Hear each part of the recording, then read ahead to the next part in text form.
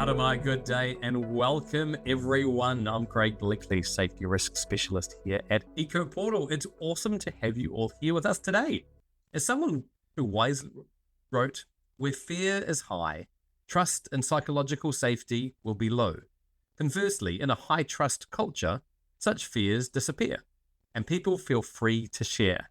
Now, these words aren't mine. They come from the best-selling book written by our guest for this session, Clive Lloyd, psychologist, principal consultant at GYST, and author of Next Generation Safety Leadership, From Compliance to Care.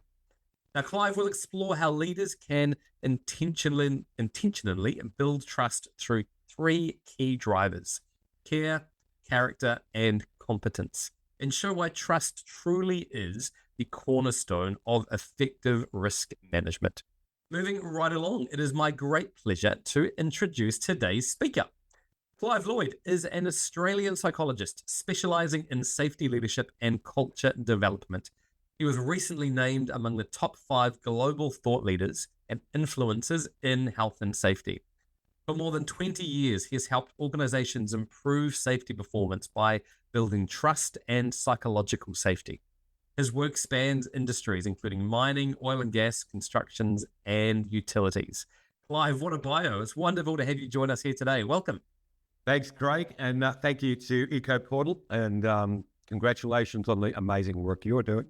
I appreciate the invitation, and thanks to everyone, of course, who are going to be listening in. Fantastic. We've got a number of questions for you, Clive, to drive this conversation. I think we're all, really looking forward to getting some real-world insights and understandings of your experience in this space. So let's frame it up, though, a bit nicer. So trust and the related topic of psychological safety, the real key themes in your book and your work with your clients. What are the origins of this strong focus? And I guess, why is trust so important in health and safety? Let's frame it up. Yeah, look, great question. And indeed, trust has been my focus for 25 years. Also within our company, just for the last 15 years, huge focus. Look, in a nutshell, a one-word response, that word would be research. I'll expand on that. Otherwise, it's going to be a really quick webinar. Look, for those of you who attend conferences, that would include you, Craig. So, for example, the Safeguard conference in New Zealand from earlier this year that we were over at EHS Congress in Berlin or London, people who've attended those conferences for the last 2, maybe 3 years, it's pretty clear that the focus on trust is there purely because of the overwhelming amount of research that consistently now demonstrates the link between high trust and safety performance, right down to the nitty-gritty, literally incident rates. And so that research is what's been very strong. It's interesting, though, that research has been around for a long time, probably 30 years or more. And yet when I went into health and safety first, 25 years ago, while the research was there, the focus wasn't. In other words, while the evidence was clear from the research, people just weren't doing much about it, or at least most organizations weren't. There's a little bit of my book where I was talking with David Proven, who many of you would know or know of. And he said when I was writing the book, HSC, the field of HSC, seems to be lagging about 30 years behind related disciplines like psychology. And in this instance, I think David was right in that the research on trust has been around for at least 30 years. It's only the last, 5 or 6 years, at least en masse, that people have started grabbing hold of that. So look, for me, I entered the field about 25 years ago, and I think my entry into the world of health and safety is probably a little bit unusual in that I came in it after tragic events. As a psychologist with a background in clinical and counseling psychology, this was my very first event, Craig. I found myself in a room with 5 big, tough, hairy miners who were sobbing their guts out. And there's something incredibly salient about that, incredibly moving about that. It really stuck with me. And of course, they're sobbing their guts out because they've lost a colleague who died in a workplace accident. And that was not a one-off event. For the next few years, I was doing a lot of that work, and that is counseling teammates, leaders, family members after the loss of a loved one due to a a workplace accident. Yeah. And those are challenging conversations. They take an emotional toll. I had to really watch myself in that space. But it did spark in me kind of a white-hot curiosity. And that is, well, what are we doing at the other end? What are we doing to prevent harm? Or if we can't prevent harm completely, I'm not sure we can, at least what can we do to prevent serious injuries and fatalities? And so I started, again, with that passion based on the work I was doing. Well, who does this best? Who's best in class when it comes to preventing SIFs or serious injuries, fatalities? Or maybe even who's turned this around from hurting lots of people to really reducing that? And the more research I did, aviation really stood out. And most people now in the field would consider aviation to be a high reliability industry. And again, that's where the research is leading. But aviation was interesting because while we now regard them as incredibly safe, thankfully, because I'm sure a lot of us do a lot of flying, it wasn't always that way. In the 1950s, 1960s, crashes were a lot more frequent, but also literally planes dropping out of the sky was a lot more frequent. And one of the reasons for that, they found out, was what we call the power gradient caused by the hierarchical nature in the cockpit itself. So, for example, if an engineer has discovered they're low on fuel, might make a suggestion to the captain they look for an airport closer to them. Interestingly, if the captain then said, no, we'll make it, that's it. The conversation's over. And the more hierarchical an industry is, the less likely challenges to occur. So literally planes dropped out of the sky. So aviation instituted what they called crew resource management, or CRM. I'm not a big fan of the language, but gee, it really worked for them. All that really meant was anyone in that cockpit, they would know after the training, it is safe to speak up. Their voice will be heard. And again, that's just really turned things around for aviation. After that, nuclear propulsion, so things like aircraft carriers, submarines, which is military, generally speaking, very hierarchical indeed, and they had some similar challenges. So they instituted their version of crew resource management. That industry turned around. The next one was healthcare.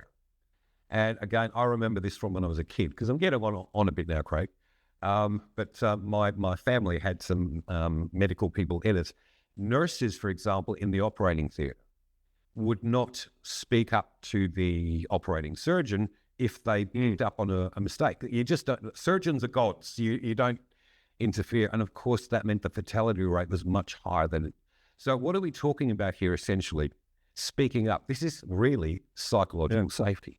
Psychological safety is not really that new. It's been around for a long time. Same as trust. You cannot have those things in trust. Now, what I loved about learning about high reliability was they recognize, and I've learned this too, I'm sure most people have, if anything, keeping people safe is about risk. It's about identifying risk. The earlier, the better. But just as importantly then, people speaking up about those weak signals, if you will, those risks. Importantly, again, we then collaborate in ways to best mitigate those risks. Now, all of those things are dependent upon trust. And if you don't have trust, it's very, very difficult to shift from where we are. So it's great to see over the last 2 or 3 years at conferences and organizations picking up on the sort of work we're doing. If we don't overcome pockets of mistrust or sometimes wider areas of mistrust, nothing else is really going to gain much traction. So yeah, that's where the interest comes from. That's where the passion actually comes from.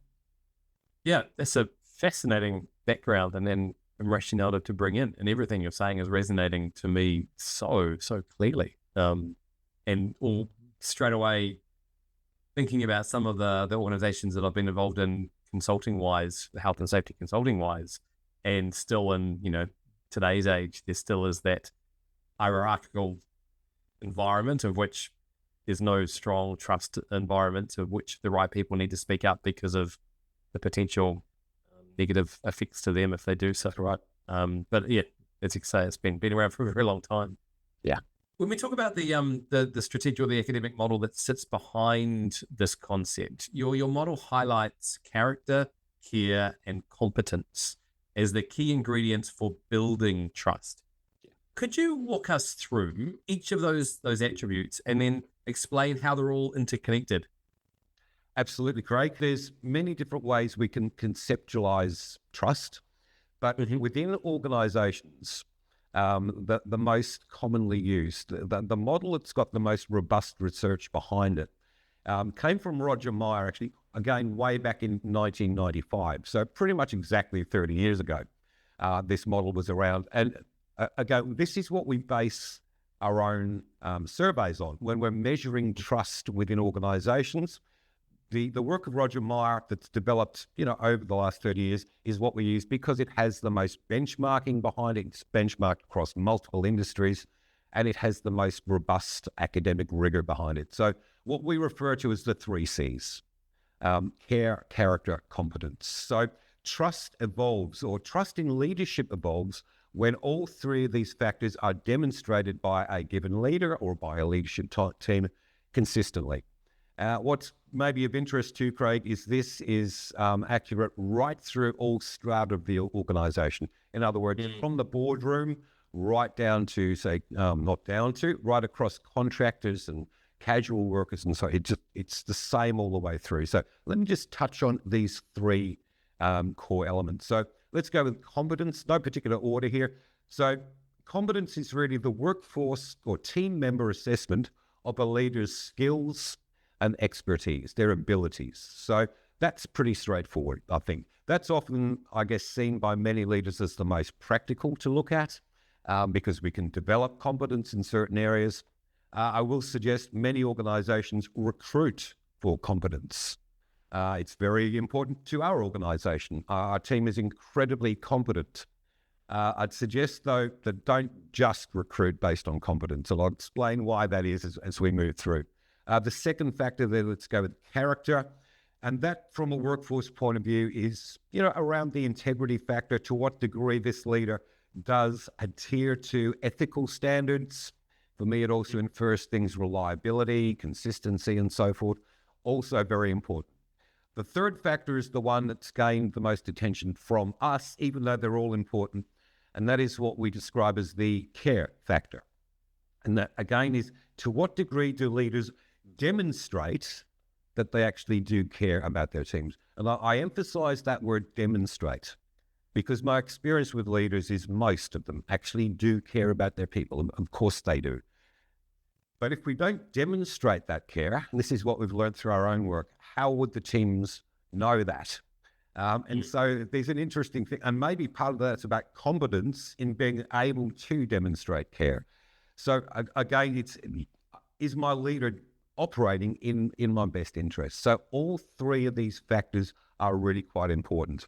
So, well, they're all very important. I'll come back to that care factor, though, shortly. What I've discovered and what we've discovered through our surveys, where one of those 3 factors is lacking somehow, there's pretty much always then some cost to the company. And I refer to this as the trust tax. And I know organizations love to minimize their tax, right? And there are ways that we can do this, but there's almost always a cost, a trust tax. So, for example, all 3 do need to be demonstrated. Give you a simple example. Maybe a particular leader, incredibly competent, displays that competence, maybe even displays character, operates in ethical ways.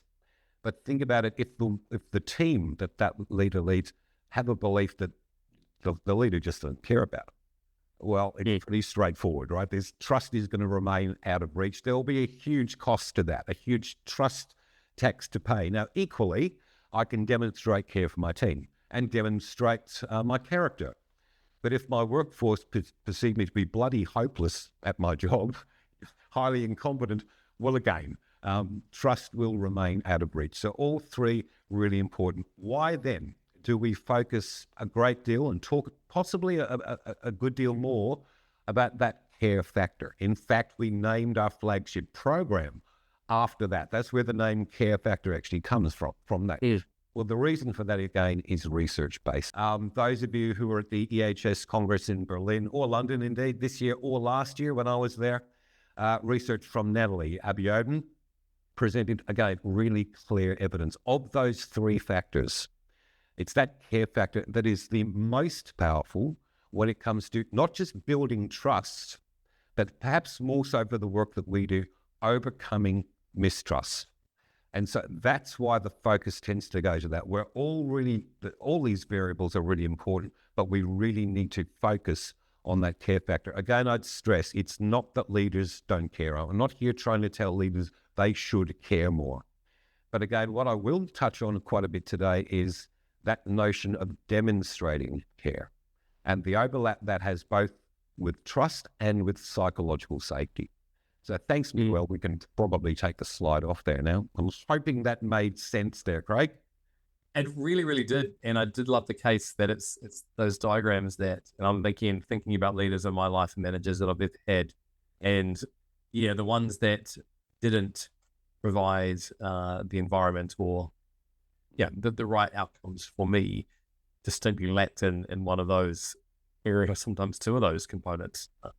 And there was no trust. And I just thought of one, the best manager I've ever had. And she hits all three buckets perfectly.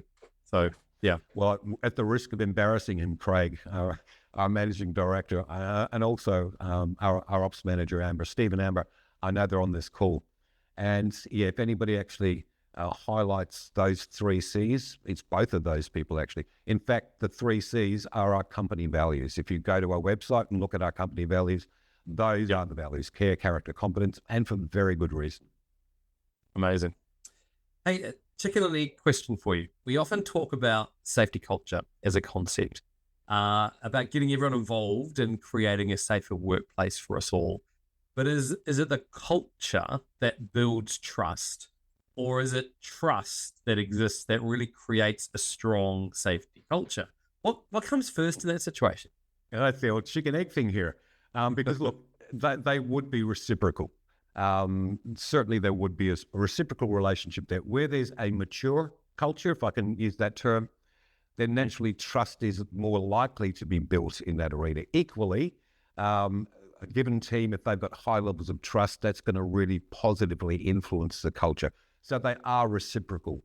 Let me say though, any opportunity a client sees to maybe improve their culture, let's say they want to implement some sort of intervention to improve their culture. And you mentioned safety culture there, Craig.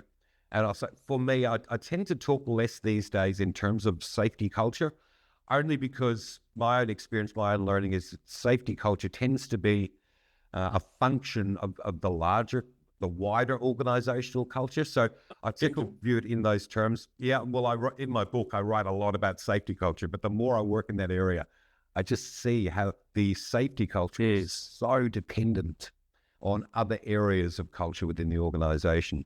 So while it's a reciprocal relationship, Craig, I'd still say for me, we need to start with trust. And the reason for that is if we're planning an intervention of any nature to improve our safety culture or the culture generally, it's very unlikely that intervention will gain traction unless we've overcome pockets of mistrust or wider areas of mistrust. So I'm always going to be going with trust first. Again, our programs, we work a lot with organizations to implement HOP and so forth.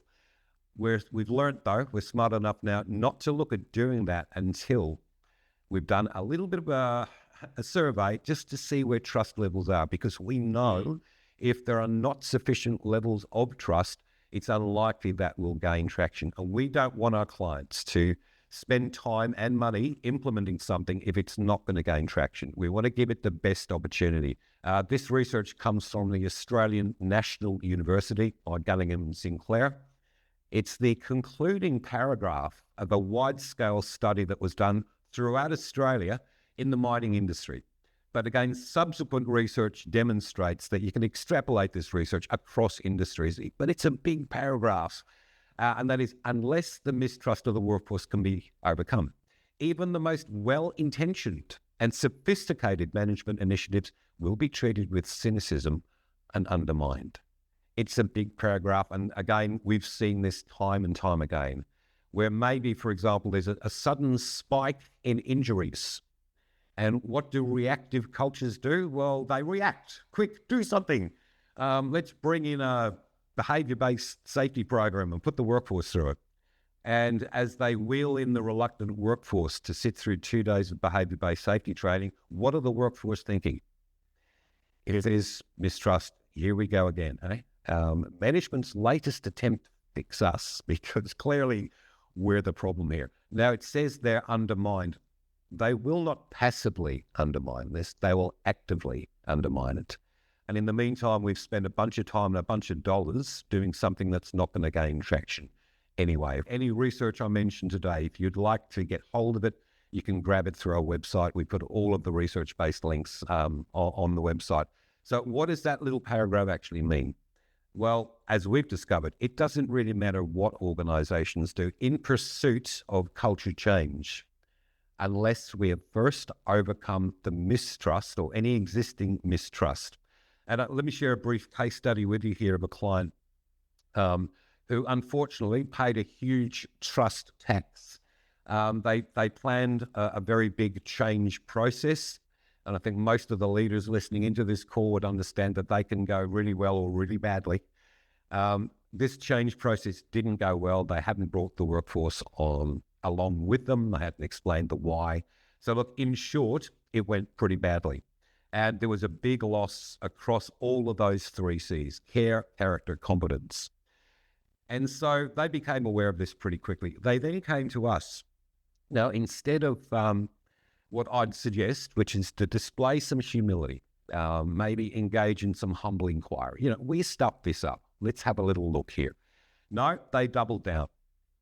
And their decision was, well, what we need then is we need to make the workforce more resilient so they can cope with the changes. And they actually asked us to, run those. And we respectfully suggested otherwise. Because if we were to go in there to try to make the workforce more resilient, and don't misunderstand me, resilience is always a good muscle to exercise, but it should never be a substitute for fixing a broken system. And this is not the workforce's fault. So there was a huge tax paid, a trust tax paid on that. Again, what we need to do first is to go back to actually look at where the mistrust is, what's actually causing that, and then remediate that, actually put actions forward. So to go back to your question, it's always trust first for me. Although trust and culture have a reciprocal relationship, it's always going to be trust first for me. Nice. That was an outstanding answer, Clive. Thank you. Pivoting slightly, we're getting to a bit more of we've been quite conceptual. Let's sort of dive into a bit more reality. So you mentioned before your experience right at the start of a major incident when you first started playing around in the safety space. Yeah. So in this situation where a major incident has occurred, leaders can easily slip into a blame-based response, and a single moment like that can undermine years and years of trust building.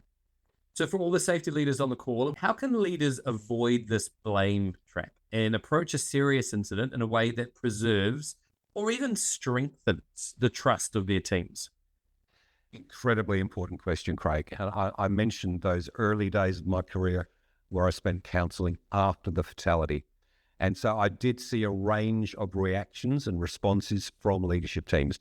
Yeah, so anything from the immediate who is to blame right up to a very different approach that I'll describe as we go through.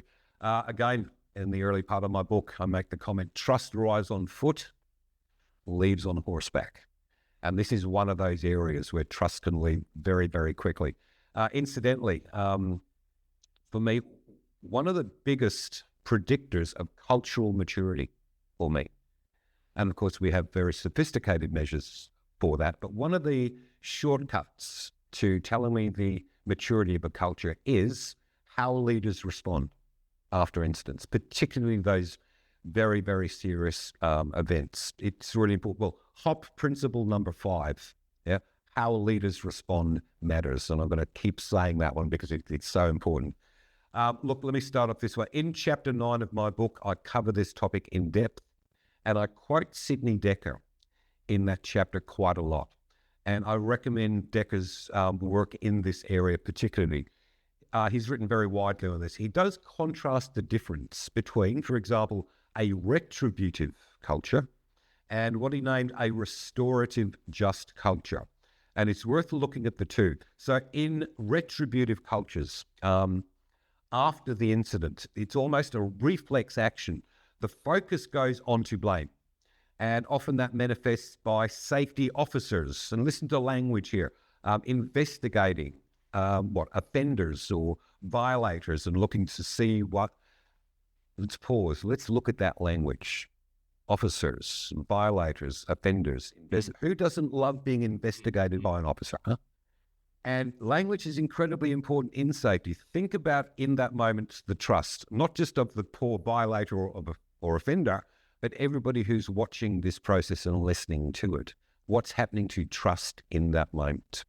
And what we know from an abundance of research, where that retributive style after an incident is common, people are less likely to tell the truth, both in that moment, but also in the future. I think it's worth commenting here too about the research around contractors. Because this hits contractors even harder than employees. Contractors, their employment is probably the most tenuous of employees, and so frequently. And by the way, 4 out of 5 of the fatalities I attended were contractors. Now there are reasons for this, but what contractor is going to put their hand up next time when they perhaps made a mistake, as we all do, where that is the approach? It kills trust stone dead. In contrast, a restorative approach after an incident, the main goal here, of course, is learning, but the immediate focus after an incident is on care. And that is the primary and the secondary, perhaps, victims who has been affected by this incident, are they receiving the care? That's where the initial focus goes. Now, that sends a clear message to the workforce also. Then the learning can begin. We can only really learn where there is trust. Now, I do hear people saying, yeah, well, what about accountability? Sure, blame fixes nothing, but we've got to have accountability. I agree. Accountability is incredibly important, right through organizations, right through culture, and especially in safety. But for me, genuine accountability cannot exist in a retributive culture. I tend to think of accountability in quite a literal sense, and that is my ability to give my account of what actually happened. Now, I'm only likely to do that in a truthful and honest way where there is high levels of trust. Again, think of the opposite of that. If I've just seen the retributive stuff, well, you don't have to take accountability for things that you don't admit to. Right? If I keep it a secret, I don't have to take accountability. And again, we cannot fix a secret. So the other thing I'd say that to help guide sometimes a restorative approach after an incident are the 5 principles of human and organizational performance, which I'm sure many of your listeners know. But if you don't, let me just go through them quickly just to show how being guided by these principles almost then organically leads to a restorative approach. So principle number 1, error is normal, or people make mistakes. Remember that, because we all do. The next mistake might be yours. And so, haranguing people for making a mistake, just pull back a little bit. Yep, blame fixes nothing. Principle number 2. We all do it. And for those of you outside of work, those of you with partners, for example, who've gone straight to blame, how'd that work out? So while we all do it, just don't expect blame to fix anything. Accountability is different. Accountability is literally my ability to give my account, much more likely to do that in a trusting environment. Principle number 3, context drives behavior. This is where I fell out a long time ago with behaviorism. Just focusing on observable behaviors like a shortcut. Context drives behavior. I recommend to leaders, always look for a positive intent behind behaviors, even if they seem errant or misguided. If you look hard enough, you'll find it. Example, if you've observed somebody's behaviors taking a shortcut, might there have been a context behind that? Why did it make sense for that person to take that shortcut? Maybe it was the deadline that we imposed. And gee, isn't that an interesting word in the safety context? A deadline. Maybe they've been taking that same shortcut for the last 6 months, and we've been applauding them for getting the job done well, inadvertently rewarding the shortcut.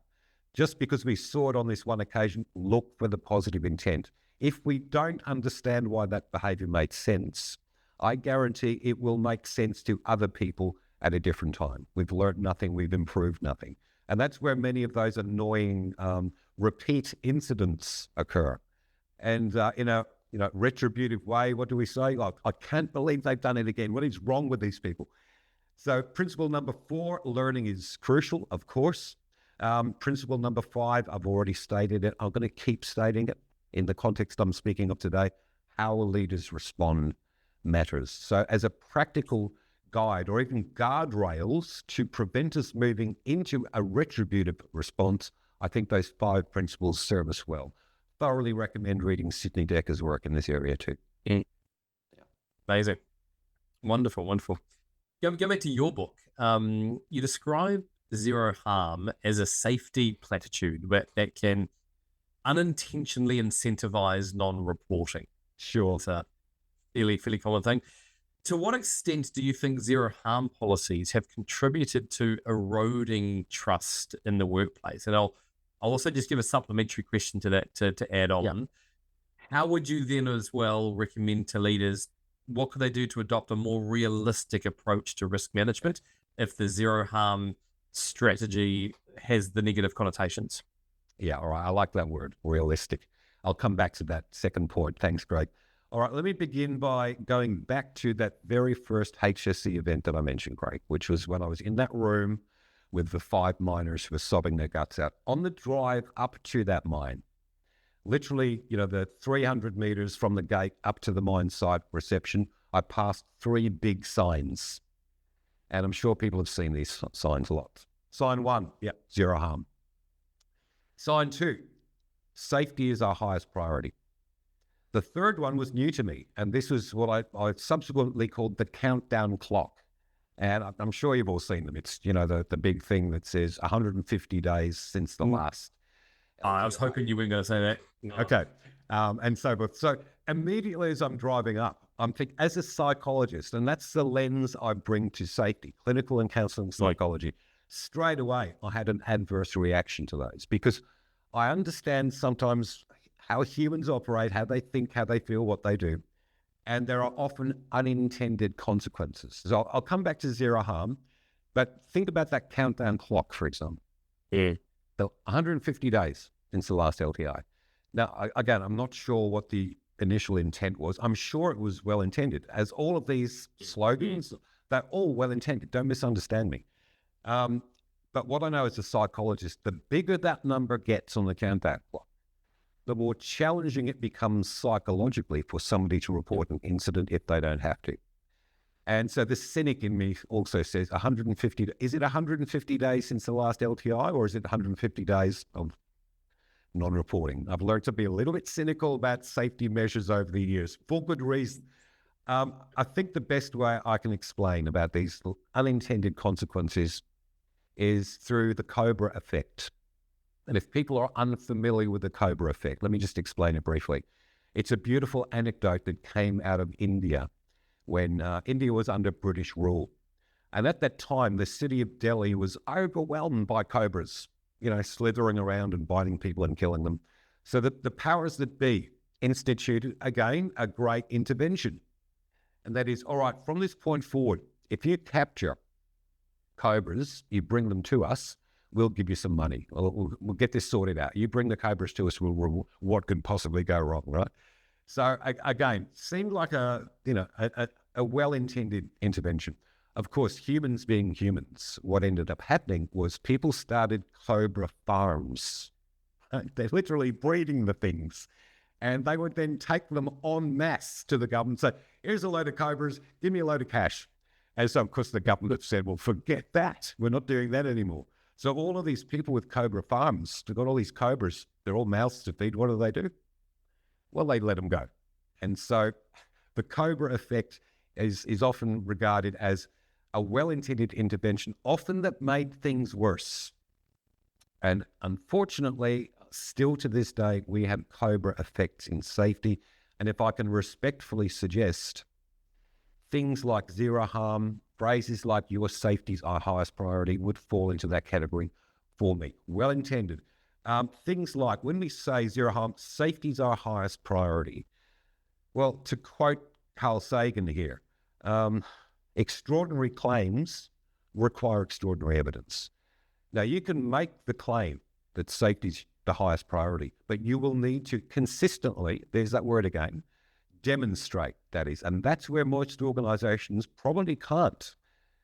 There's business demands and there's all manner of demands. And so, again, just a very quick case study, Craig, just to illustrate this. Yeah. Those of you on LinkedIn, you might have seen those an abundance of self-congratulatory posts. Things along the line of 1 million hours LTI free. That seems to be the magical cutoff, 1 million hours. And what do? Well, we celebrate. And there was this one particular company. This was on a huge construction project, one of their major construction companies. They were approaching that magical cutoff, approaching 1 million hours. They're not there yet, though. And so the planning has begun for this huge event, a catered event, seafood smorgasbord. They've hired the hall. And of course, they've produced the trinkets, the caps and the backpacks and the key rings. And anyway, a couple of days before that event would likely click over, there is indeed a serious injury. Dilemma, Craig. What do you do? Now what do we do? We booked the hall. So what did they do? Well, they reclassified what was obviously a lost time injury. They brought the guy back on light duties, even though he's medicated out of his mind. Now, everybody knows this has happened. So just days after the seafood smorgasbord and the trinkets all went ahead, the GM was actually doing a State of the Nation address to the first words out of his mouth. I just wish to remind everyone that your safety is our highest priority. And you could see the eyes rolling back in people's heads. Now think about, in that moment, what's happening to trust. Yeah. Trust is moving backwards. What's going up is cynicism. So the very thing that predicts safety performance, we're actually defeating. This is a cobra effect. Now look, when it comes to zero harm, it's well intended. And obviously you don't want a goal of a little bit of harm. Let's just have a little bit of harm. That makes no sense at all. The trouble with zero is its binary nature. It's zero or it's not zero. When it's used just to guide our thinking towards being as safe as we can be, I don't think it's particularly an issue.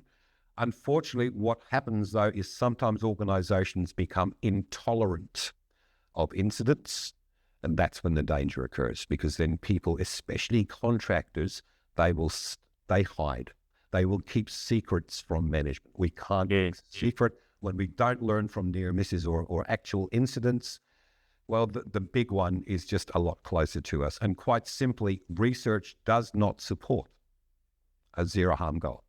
There is clear research that suggests that a goal of zero, we're much more, or not much more, we are more likely, not less likely to have a severe incident or fatality, not by a huge amount. So again, for me, it's, most of the workforce are rolling their eyes every time they hear it. They don't believe it's possible anyway. So when it comes to being more realistic, it's not about saying, right, forget zero, we'll just have 10. It's not about that at all. It's just about using, again, you used the word realistic, being more authentic in our claims. Using, again, the language of those 5 hot principles to me is incredibly realistic language. It acknowledges our foibles. It acknowledges we make mistakes. And our attention then, instead of trying to get this unachievable goal of zero, moves to where our attention actually should be. And that is on making sure our people are risk aware, that they feel safe to pick up on weak signals and do something about them and report them. To me, that's realism. Just using realistic claims, realistic language. I hope that sort of answers the question. Yeah, you remind me of a previous guest of mine on the series a couple of years ago, Wendy Baines, who from Fletcher's Construction, massive New Zealand company. Yeah. They very proudly have a zero harm branding to a degree in their safety message, but it's about the approach. It's about the mentality. It's not a goal. And they have got other incredible programs that fit around the zero harm strategy that makes it very clear that it's actually not the goal they're going for, but it's an ethos. It's a fundamental governance strategy that dictates all decisions are all made with zero harm as a key priority. So I think done well, then that actually works. I think so. And look, there's a wonderful podcast. I'm sure many of your listeners already know, The Safety of Work with David Probert and Drew Ray. They did a fantastic episode on this topic. And they came to a conclusion that if you don't already have a goal of zero, well, probably don't set one. If you do, though, make sure it's as you're describing, Craig. It's to put the focus there on the things we can do to reduce harm rather than the number per se. It only becomes a challenge when the metric becomes the goal, and the goal really that tends to lead to people being a bit concerned about admitting mistakes. So, yeah, it's how it's operated. Not the situation that Cherie has just mentioned in chat, where a safety advisor she knew once was ordered to take paperwork to an injured employee in the hospital, so they wouldn't have to classify it as a lost time injury. So the manager wouldn't lose their lost time injury free bonus. Yep. Story. Yeah, thanks for sharing, Cherie. I'm sure there's many others of those. Hey, this webinar, as I expected, is absolutely flying along. I've got a few more questions, but I might just jump around to one in the middle there, Clive. So this is really important to me. So I might get through this one. There's been some great questions come through in the Q&A, so I want to make sure I get to those as well. So let's just go to this psychosocial safety. This has been a hot topic for a lot of us, a lot of the webinars. It continues to be better defined and understood, but there's still so many gaps. So this particular question is really important to me. And it's just that psychosocial safety is becoming a central focus for safety leaders. So is psychological safety. Yeah. How can leaders create the conditions for people to speak up about risks with confidence and without fear? What are your thoughts on this, Clive? Beautiful. It's so refreshing, actually, Craig, to hear people differentiate between psychosocial safety and psychological safety. People use those terms interchangeably. They are very, very different things. Let me just say, psychological safety, first up, is not new. Carl Rogers, very famous psychologist, spoke about it in the 1950s in terms of creating the therapeutic alliance. It has to be safe for people to speak up. I mentioned aviation. HOP has been around for 30 years, just like psychological safety has been around for 30 years in some form. As I mentioned, the aviation industry, crew resource management, essentially that was psychological safety then. So look, again, just a very short story to illustrate from high reliability organizations, an actual example of how they create psychological safety in this very hierarchical environment. And this is an aircraft carrier, nuclear powered aircraft carrier, where one of the crewmen working on flight deck lost the tool. He went straight to the deck boss, as they called him, said, "Lost the tool. It's a danger. I think we should shut down." They did. This is no small matter. There were 12 planes in the air now that have to go to land bases or land out. It's a big deal. Within a minute or two, 200 of this young guy's colleagues were joining him, scouring the deck looking for the tool. It's found, it's replaced. So that's interesting. The following day, though, this is going to your question, the captain of the vessel shut the whole vessel down again, brought every available member of crew up on deck, and in front of everyone, the young fella that lost the tool received a commendation. Now, of course, the commendation was not for losing the tool, right? or even the speaking up. It was for immediately, after picking up on what some might view as a relatively weak signal, a lost tool, but taking strong action. And in high reliability, that level of risk, that's what they depend upon. Now, think about all the crew watching this young guy get his commendation. The message going out is this: it is absolutely safe, even if slightly uncomfortable. It is absolutely safe to even pick up on a weak signal and take strong action. Imagine if that captain had responded in a different way. And that is, they lost the tool, they take that young guy and, I don't know, make him walk the plank or something. A retributive approach. Think then, the next guy on that deck to lose a tool, what are they doing? They're not speaking up. And so for me, that just highlights, even in a very hierarchical military area, people feel safe to speak up. Other things, I know we're short on time, Craig, very quickly, that I think leaders can do to build psychological safety. And by the way, psychological safety is leader dependent. Some are good at it, others aren't. I don't blame them for that. Some just don't know what they don't know. Some are just never taught this. But again, make it a priority. Actively pursue psychological safety. It will not happen by accident. I like to establish norms on how failure is treated. I know Steve's on the call and Amber on the call. I honestly can't recall a time ever in our leadership team where the word failure has ever been used. Yeah. We tend to reframe not getting the result we wanted as, reframe it as learning opportunities. What's the old adage? We never lose. We win or we learn.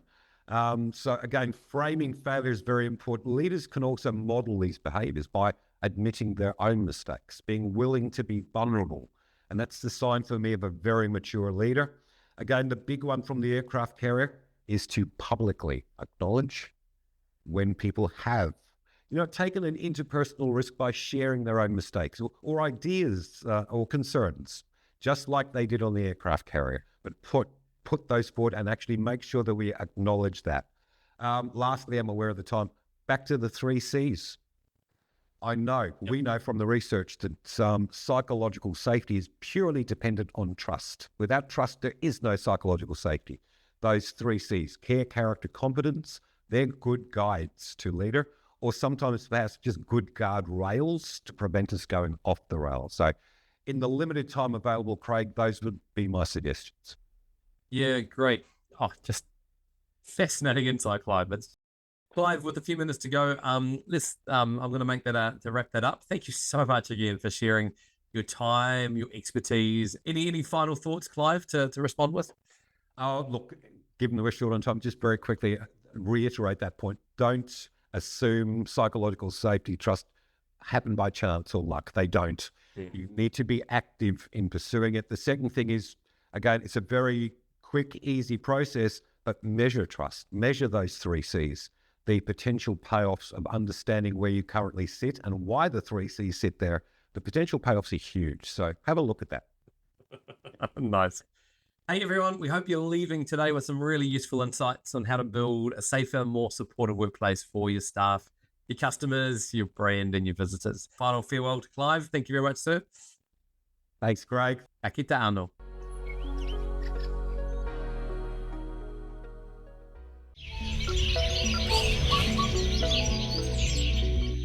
Thank you for listening to safetyCast. If you enjoyed this episode, please like, subscribe, and share with your colleagues, because safety knowledge is meant to be shared. Stay safe, stay engaged, and be sure to catch our next episode for more expert insights. See you then.